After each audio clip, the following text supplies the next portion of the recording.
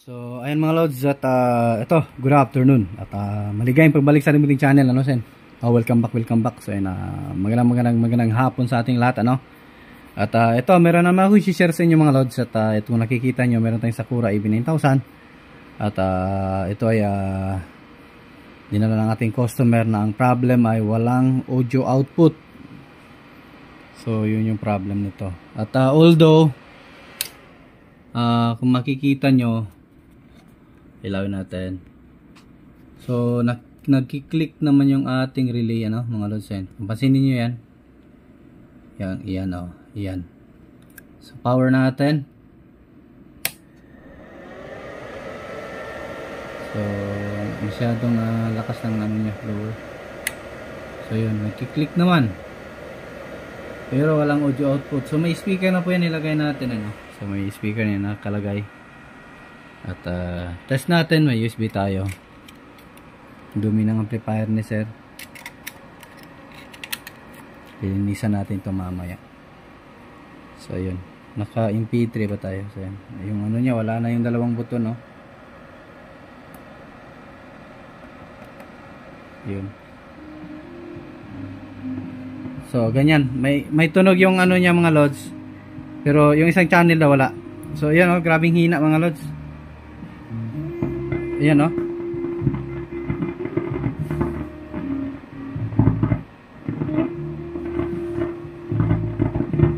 Yan yung tunog niya.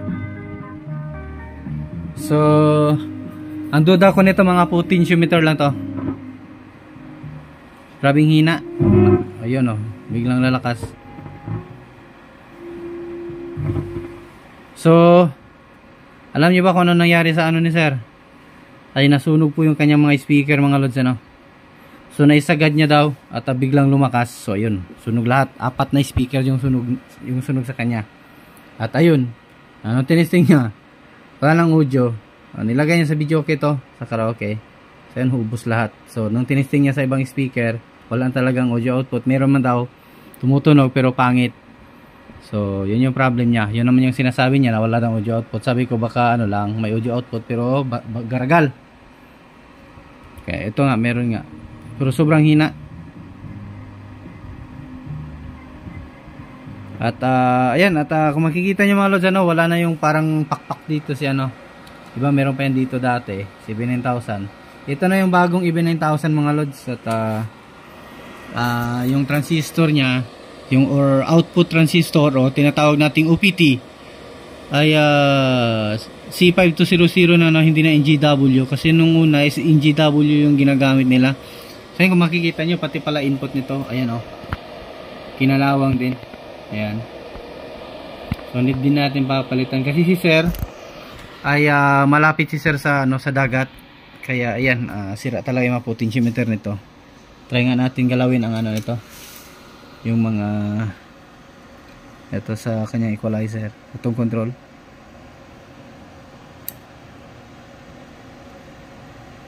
So hindi naman garagal.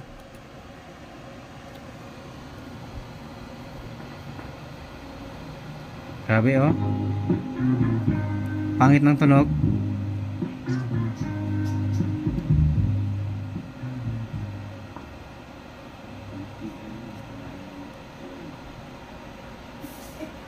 So ayan ang gagawin natin dito. Susubukan na natin palitan ng mga potentiometer. So ayan, oh. At pati yung doon sa ating input gain, ano. So ayan. At kanina meron tayong ni-repair na monitor, Invision. Hindi ko na yan i-vlog mga lods, ano. So ang problem niyan, hindi walang display. At ito naman, dalawang power supply ng CCTV. So okay na yan, na-repair na din natin yan. Sira, bloated lang yung mga capacitor lahat. Sa primary at sa secondary, bloated yung capacitor. Kaya yun, na-repair na natin yan. Ayan. So ayan, tanggalin ko muna yung board mga lods, ano. At subukan natin palitan ng mga ano to, potentiometer.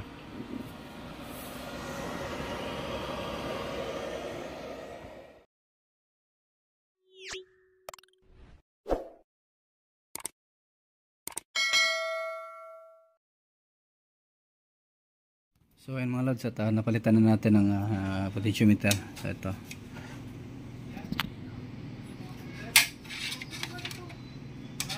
Ayan, lagyan na din natin ng buton. So in-improvise na lang natin para mapindot lang ano.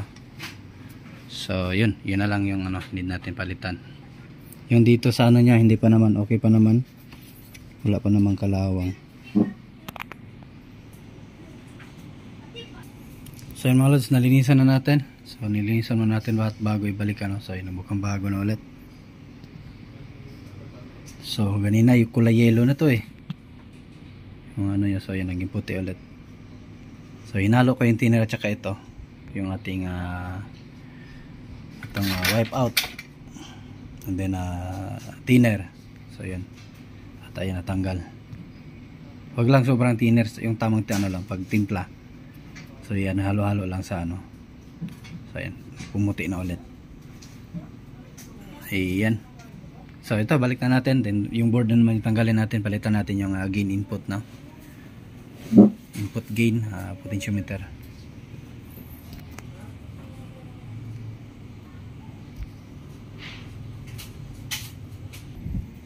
So ayan, parang pinarepair na pala ito mga lods. Ayun, nasa labas na yung resistor oh. So mukhang galing ng ibang tech to. So ayan, napalitan na natin. So ito yung sa kanya parang plastic ay kinalawang na no.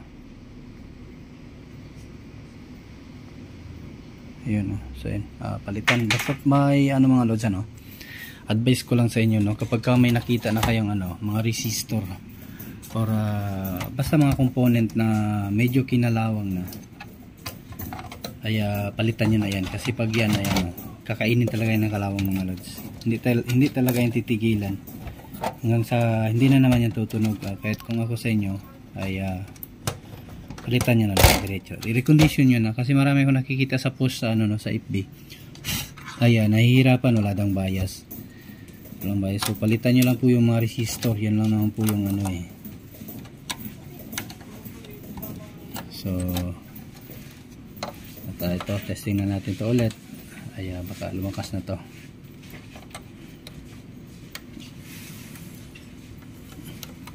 So ayan, sa mga nasunugan dyan, ayan yung mga color coding ng inyong amplifier sa kabila, para hindi na kayo magtanong ano. Kasi minsan may nagtatanong sa atin, boss, anong value nung ano katabi nung ganyan. So ayan.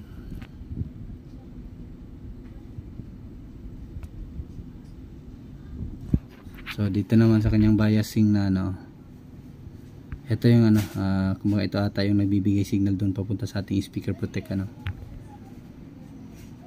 Ayan. Then dito sa kanyang input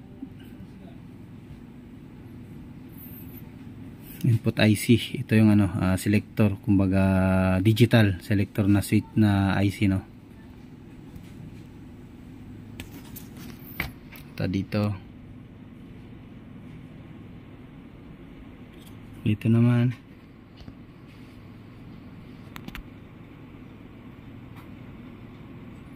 dito sa relay section, para in case may nasunugan kayo dyan ay makikita nyo yung value. Yan.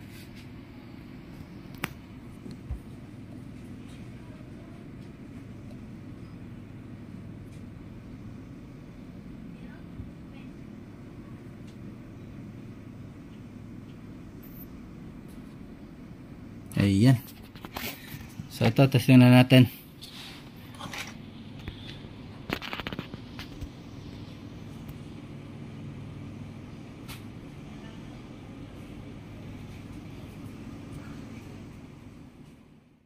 So yun mga lods, at naibalik na natin. So yun, mukhang bago na ulit yung amplifier ni sir. At ayan, palitan na natin lahat. So testing na natin. So na-direkta na tayo kasi okay naman na, wala naman tong problema ng amplifier na to. Yung mga potentiometer lang naman yung problema. So USB lang tayo.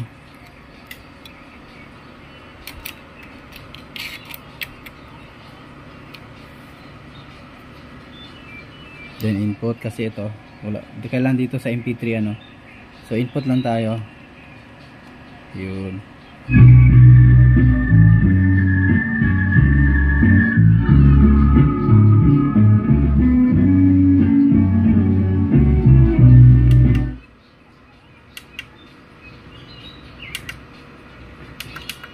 Balik tayo dun sa ano.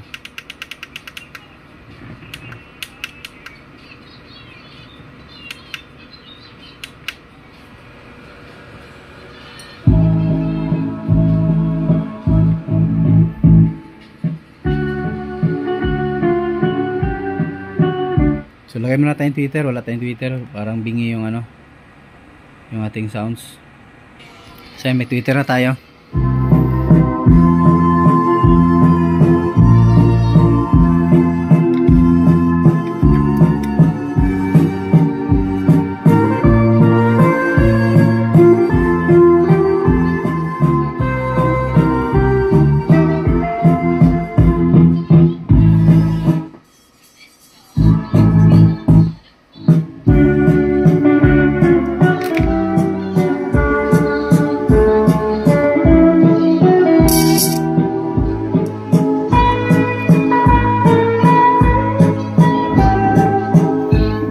Mahina pa rin yung isang channel natin mga lods.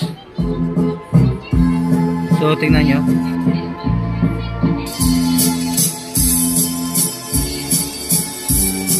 May iba pa palang problema to.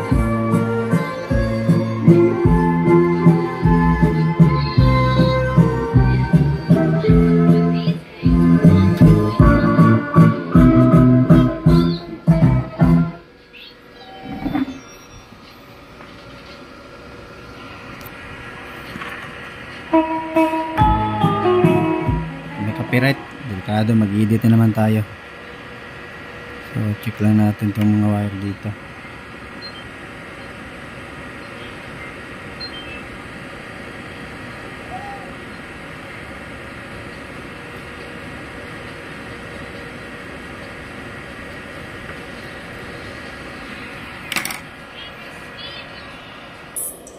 So ayan, hanapin natin kung saan channel yung mahina mga lods, ano? So tayo.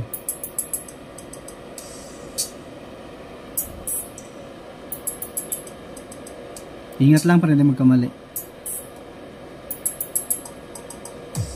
So ito ata, dito na channel yung problema.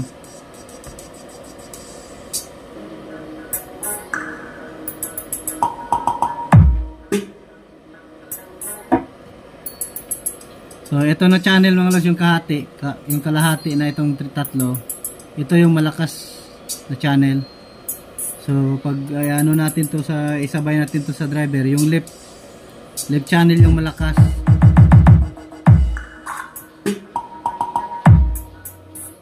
So yung dito, ito yung mahina na channel. So yan. Check natin to, bakit mahina. Tanggalin natin tong ano. So nag-reverse na ako dito. Ito kung nakikita nyo, ni-reverse na natin yung ating input. Ganun pa rin, mahina talaga siya. So ito pinaka-input na USB, oh. Yung input, yung pinaka-output ng ating USB board. So ayan, tanggalin natin. So ni-reverse na natin yan siya. Wala pa rin, ganun pa rin yung tunog, mahina.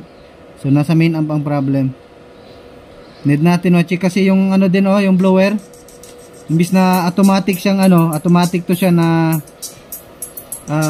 kumbaga automatic to siya, kusang paghina yung tunog ay kusang mamamatay ano, or umiikot ng mahina. So yung blower niya, grabe ang lakas na ng ikot. Ayan, oh, parang ano na may signal siya na ano, natitreat niya na parang nag-ano siya na kumbaga, o yan, mainit nga siya dito. Kumbaga nagtitrigger sa kanya na malakas or something na may nangyayari sa dito sa ating ano. Kasi nadidetect yan ng ano kasi sa audio sumasabay yung kanyang blower. So dito, oh, ito dito talaga na side, oh, mainit. Yung dito na channel, yung dito na channel yung problem natin. Zoom out natin. So yung dito na channel yung problem, kalahati. Mahina. So check natin yung kanyang driver board. Lods, at update tayo. Ayan, nakita natin yung salarin. So ayan, at dito lang pa lang problem dito sa ano na to, itong ceramic na to. Pinalitan natin itong 104. Nabasag pala mga lods at nag-ground dito sa case, kaya pinalitan natin. So buti hindi, kaya pala kanina umiilaw bigla yung ano, yung ating series valve. Nadidetect niya na may problem pa dito, buti hindi ko pa dinirect. So nung pagka-direct natin, wala namang nangyari. Yun nga ay bigla nang humina. So yun, tanggal agad para hindi naman ano. So ito okay na siya, pantay na yung ano, lakas.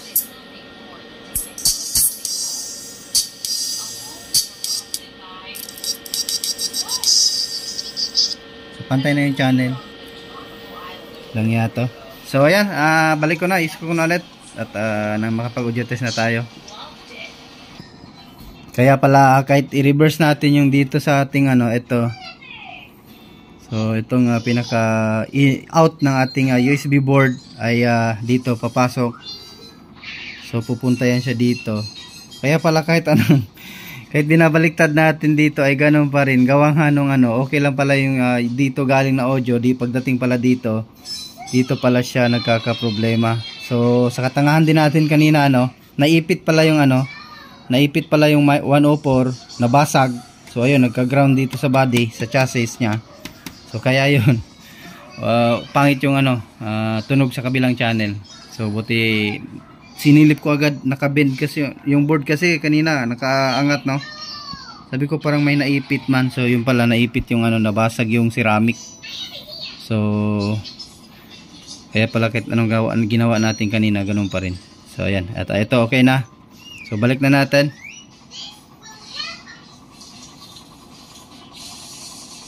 So ito.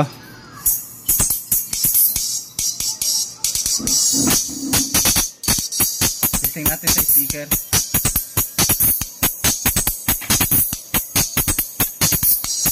Tingnan pag malakas talaga. Hinaan natin konti. Hinaan natin ng konti.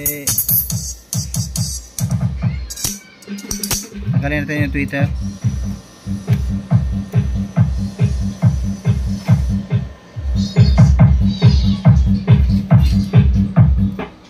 Ayan, balance na mga lods. Pantay na yung lakas ng kanyang channel.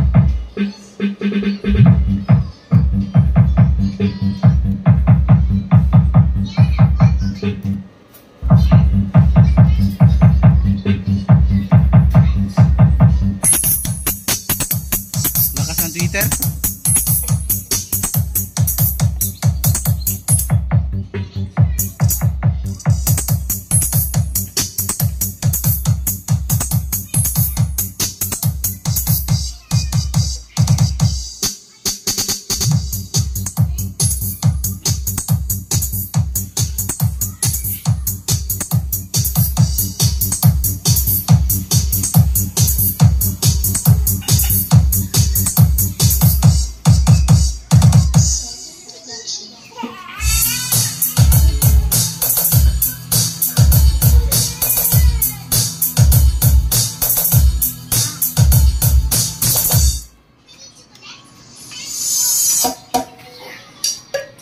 So ayan, at huwag nyo kalimutang i-like ating video mga lods, ano, kung ito man yung nagustuhan. So ayan, at ito maliit lang yung problem ng ano, amplifier ni sir, ano. So labor lang naman yung siningil natin dito kay sir.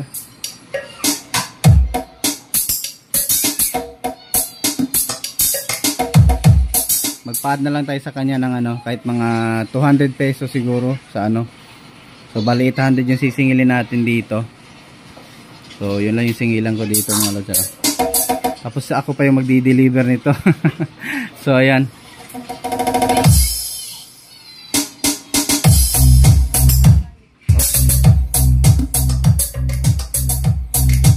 So rekta natin, di tayo makabuelo.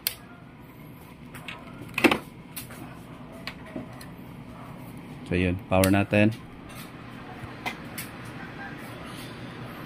So ayan nga, yung mga hindi pa nakasubscribe dyan mga lods, ano? So ayan, pasubscribe na po sa aking munting channel mga lods. At pakita na notification bell at ilagay sa all para laging updated. So input, mp3.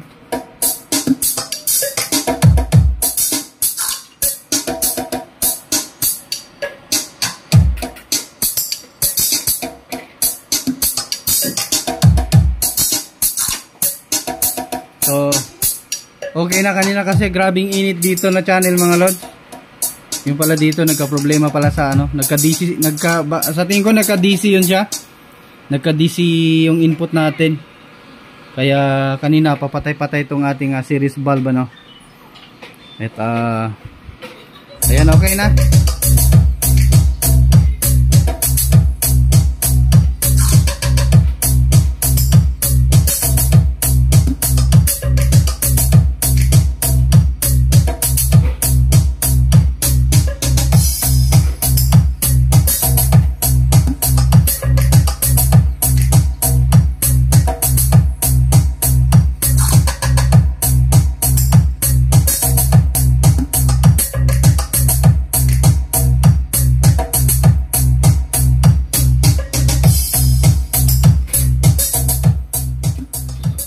So, ayan na. Thanks for watching mga lods. At bye-bye.